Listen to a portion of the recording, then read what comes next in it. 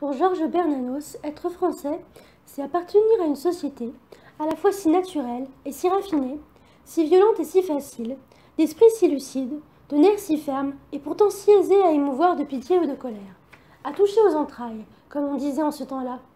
aux entrailles seulement, car le cœur était alors presque aussi lucide que l'esprit.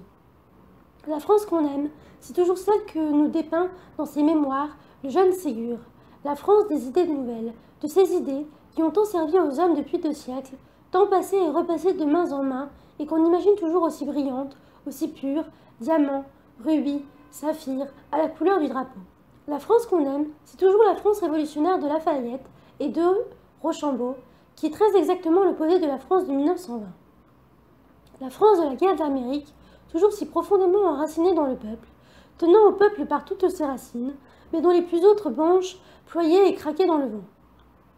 Un peuple beaucoup plus proche du peuple chrétien du XIIIe siècle par la solidité, la simplicité, la dignité de ses mœurs, que ne le sera de lui, quelques années seulement plus tard, par exemple, le peuple de la monarchie de Juillet.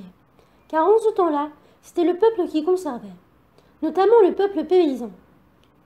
dont on ne saurait exclure le petit seigneur rural, souvent plus pauvre que son fermier, tandis que les élites impatientes brûlaient de se jeter vers l'avenir par n'importe quelle brèche dans une de ces charges folles et sublimes que furent toujours, précisément, la méthode préférée de combat des élites françaises.